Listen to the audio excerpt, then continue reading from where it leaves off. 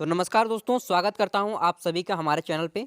दोस्तों देखिए, आज हम लोग बात करने वाले हैं हिस्ट्री को जिन लोगों ने ग्रेजुएशन में हिस्ट्री को जिन लोगों ने जनरल इलेक्टिव के तौर पे रखा है, ठीक ना। तो उनका सेमेस्टर थर्ड में हिस्ट्री जनरल इलेक्टिव किस टाइप का पूछा जाएगा। तो ये देखिए 2018 में एक पूछा गया प्रश्न है, पेपर है। अभी हम लोग जानेंगे, ठीक, कि किस type semester third history generic elective में प्रश्न आते हैं। तो आइए देखते हैं, जब भी आप एग्जाम देंगे 22 में, 24 में, 26 में, जब भी एग्जाम देंगे तब आपको इसी टाइप के प्रश्नों का सामना करना पड़ेगा। ठीक, तो इसमें 3 घंटे का समय दिया जाता है। फुल मार्क्स यानी कि कुल पूर्णांक आपके 100 होते हैं, जिसमें से 80 नंबर आपका यह पेपर देना होगा और 20 नंबर आपको कॉलेज की तरफ से दिए जाते हैं। ठीक है दोस्तों, तब आइए आगे बात करते हैं। और हाँ, एक चीज़ बता दूं कि अगर आपको किसी भी सेमेस्टर का क्वेश्चन पेपर देखना है तो आप हमारे चैनल पर जा करके देख सकते हैं सभी सेमेस्टर और सभी क्वेश्चन पेपर। तो यहाँ पे एक इंस्ट्रक्शन दिया गया है कि answer any 5 question in which question 1 is compulsory. और आपको प्रश्नों का उत्तर हिंदी और इंग्लिश जिस भी भाषा में आता हो उसमें आप लिख सकते हैं। अगर आप हिंदी लिखेंगे तो वहाँ पे लिख दीजिएगा रोमन लिपि में, सॉरी हिंदी में देवनागरी लिखिएगा और इंग्लिश में रोमन लिख दीजिएगा। तो किन्हीं 5 प्रश्न के उत्तर देने हैं दोस्तों, जिसमें से आपका प्रश्न संख्या 1 कंपलसरी है। और प्रश्न संख्या 1 जो है आपका 20 नंबर का है और बाकी सभी प्रश्न आपके 15 मार्क्स के हैं। तो प्रश्न संख्या 1 को अगर आप बनाइएगा तो 20 नंबर और 15 अंकों के 4 प्रश्न यानी कि 60 नंबर, 60 और 20 80 नंबर बनाने हैं। इसमें पासिंग मार्क्स आपका होता है दोस्तों, पास करने के लिए 26 नंबर लाने होते हैं। अब आइए देखते हैं कि किस टाइप के प्रश्न पूछे गए हैं। तो पहला जो है क्वेश्चन, इसे 2 खंडों में बांटा गया है, 2 खंडों में 2 ग्रुप में बांटा गया है, ग्रुप ए और ग्रुप बी। तो ग्रुप ए में आपको 10 ऑब्जेक्टिव पूछे गए हैं, जिसमें से यहाँ पे 1 अंक के प्रत्येक ऑब्जेक्टिव है। पहला है कि choose the correct answer of following, यानी कि सही उत्तर का आपको चयन करना है, सही विकल्प का। 4 विकल्प दिए गए हैं। पहला है भारत में मुगल साम्राज्य की स्थापना कब हुई थी या किसने की, कब हुई थी ये क्वेश्चन है। और किसने की थी इसे भी आप जानते हैं, बाबर ने किया था, लेकिन कब किया था। मुगल एम्पायर वाज इस्टेब्लिश्ड कब हुआ था। तो दोस्तों पानीपत की प्रथम लड़ाई ने हेमू को हराकर, सॉरी हेमू को बोलते हैं, अब्राहिम लोदी को हराकर बाबर ने मुगल साम्राज्य की स्थापना की थी 1526 ईस्वी। 1526 ईस्वी में पानीपत की प्रथम लड़ाई में बाबर ने अब्राहिम लोदी को हराकर भारत में मुगल साम्राज्य की स्थापना की। तो इसका उत्तर हो जाएगा 1526। अब आइए देखते हैं दोस्तों दूसरा क्वेश्चन। तो पूछा गया है कि भारत पर बाबर के आक्रमण का क्या उद्देश्य था। The aim of the Babar on the invasion of India. तो क्या उसका उद्देश्य था, उसका उद्देश्य था राजनीतिक दबदबा, यहाँ पे राजनीतिक दबदबा कायम करना था। ठीक, और उसने किया भी। आगे देखते हैं। तो हमारा तीसरा प्रश्न आता है दोस्तों कि बाबर वाज डेड, यानी कि बाबर की मृत्यु कब हुई। तो बाबर की जो मृत्यु हुई थी दोस्तों वह हुई थी 1530 ईस्वी में, 1530 में। ठीक, उसके बाद उसका बेटा आ गया, कौन, बाबर का बेटा हुमायूं। ठीक, आगे देखते हैं। तो सॉरी, बाबर का बेटा हुमायूं था या जहांगीर था, नहीं हुमायूं ही था, हुमायूं का बेटा फिर अकबर। ठीक ना। तो शेर शाह का बचपन का नाम क्या था।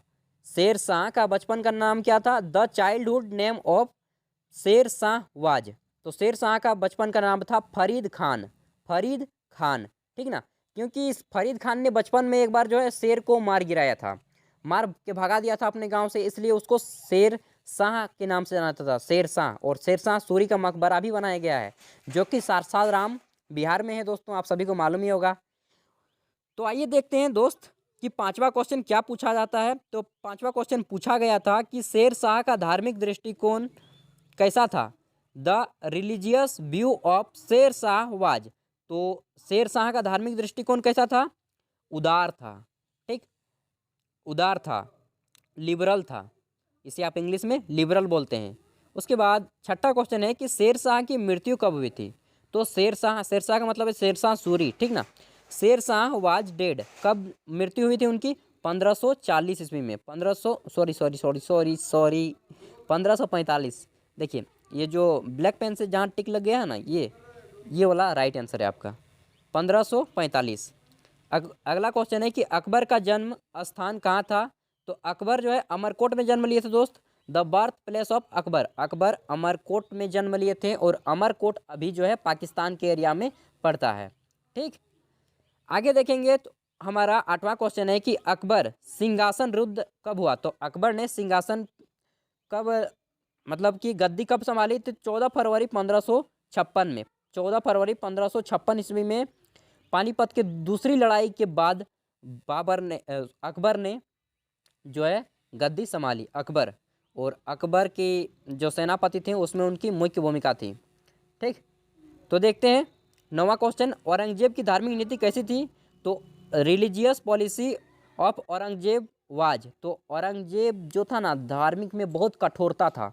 ठीक ना, बहुत कठोर व्यक्ति था औरंगजेब। और हिंदुओं पर जजिया कर भी लगाया था। जजिया कर मतलब समझते हैं कि अगर आप औरंगजेब के राज में रहेंगे तो जितने भी मुस्लिम के अलावा जितने भी अदर कास्ट के लोग रहेंगे, अदर धर्म के लोग रहेंगे, उन सभी से एक टैक्स देना होगा। ठीक, धर्म के नाम पर एक टैक्स देना होगा कि आप दूसरे धर्म के राज में रह रहे हैं, उसे ही जजिया कर कहा जाता है। अगर आपको एग्जाम में क्वेश्चन आए तो इसे बता देना है। ठीक, अगला है 10वां क्वेश्चन कि औरंगजेब ने हिंदुओं पर कौन सा धार्मिक कर लगाया। तो जजिया कर, क्योंकि औरंगजेब के अगर आप शहर में रहेंगे तो उसको एक कर देना होगा जजिया कर, कि हम बिना मुस्लिम, जितने भी मुस्लिम के अलावा जो भी धर्म के लोग रहते थे उसे कर देना पड़ता था टैक्स। तो यहाँ पे टोटल हमारे 10 क्वेश्चन हो गए। अब यहाँ पे क्वेश्चन 1 का ग्रुप भी आता है कि right any 2 question of following, यानी कि किन्हीं 2 प्रश्नों के उत्तर देने हैं, बस सिंपल सी है। और एक प्रश्न आपका 5 मार्क्स का है, 2 प्रश्नों के उत्तर दीजिएगा, 10 नंबर मिलेंगे। और 5 अंकों के जितने भी प्रश्न हैं ना, तो उसका उत्तर आपको 5 अंकों के प्रश्न का उत्तर 100 शब्दों में देना है। 100 शब्द बोले तो एक खड़ा पन्ना का एक साइड। ठीक, तो इनमें से किन्हीं 2 पर ही आपको छोटा सा एक नोट लिखना है। पहला है जजिया कर, जिसको मैंने अभी बताया। दूसरा है ताजमहल के बारे में बता दीजिए कि आगरा में है, इसको किसने बनाया, किसकी याद में बनाया और कौन सा मार्बल लगाया गया है। ठीक, अगला है सूफी धर्म क्या है, कि व्हाट इज सूफी रिलीजन। तो सूफी धर्म आपको बताना है कि मुस्लिम, या मुस्लिम की जगह आप इस्लाम वर्ड यूज कीजिएगा तो अच्छा रहेगा। इस्लाम में रहते हैं और वहाँ पे जो क्या बोलते हैं साधु संत का सारा जैसा हिंदू में होता है उसी तरह मुस्लिम में भी होते हैं, और उन्हें फ़कीर कहा जाता है, या फिर निजामुद्दीन औलिया जो होते हैं ना धार्मिक संत, उन सभी के बारे में बताइए। अगला है संत कबीर के धार्मिक विचार, यानी कि religious thoughts of ST. Kabir, संत कबीर। ये सभी के 4 में से किन्हीं 2 के ही आपको उत्तर देने हैं। अब आता है यहाँ पे आपके 15 अंकों के प्रश्न का उत्तर। तो यहाँ पे हमारा प्रश्न 1 कंप्लीट होता है, क्वेश्चन 1 कंप्लीट होता है। अब आपको इधर किसी 4 प्रश्नों के उत्तर दे देने हैं। अब इधर जितने भी प्रश्न हैं इनमें से किन्हीं 4 का ही उत्तर देना है। और 15 अंक के प्रश्नों का उत्तर आपको 3 पेज में देना है। 3 पेज बोले तो एक खड़ा पन्ना में 2 पेज होते हैं, तो आप समझ लीजिए आप 3 पेज कितना हो गया। पहला क्वेश्चन है आपका कि मध्यकालीन भारतीय इतिहास को जानने के प्रमुख स्रोत का वर्णन करें। Describe the important source of know the medieval India history, कि मध्यकाल के इतिहास को हम लोग किससे जानेंगे। तो आप बता दीजिए कि मध्यकाल में जितने अलबरूनी ने कौन सा पुस्तक लिखा। ठीक ना, तो राइटर ने जो से पुस्तक लिखे हैं उसको बता दीजिए यार, सिंपल सी बात है कि इस किताब को पढ़िए तो आपको मध्यकाल के इतिहास की जानकारी मिलेगा। सिंपल सी, मैं एकदम समझा रहा हूँ। ठीक ना, बाबर भारत में मुगल साम्राज्य का संस्थापक था, वर्णन करें। Babar was the founder of Mughal empire in India, describe, तो बताइए कि उसने पानीपत के प्रथम युद्ध में इसको हराकर, अब्राहिम लोदी को हराकर, दिल्ली सल्तनत के अंतिम सम्राट अब्राहिम लोदी को हराकर 1206 ईस्वी था ना, हाँ 1206 ईस्वी में इसकी स्थापना की। और इसी तरह बताइए कि उससे पहले वह अमरकोट में जन्म लिया था, सॉरी अकबर अमरकोट में जन्म लिए थे। बाबर अफगानिस्तान के कहाँ पे जन्म लिया था यार, अफगानिस्तान का कौन जो नाम था भूल रहे हैं, चलिए 12 क्लास में पढ़े थे भूल गए हैं यार। अकबर एक राष्ट्रीय शासक था, इस कथन की समीक्षा करें।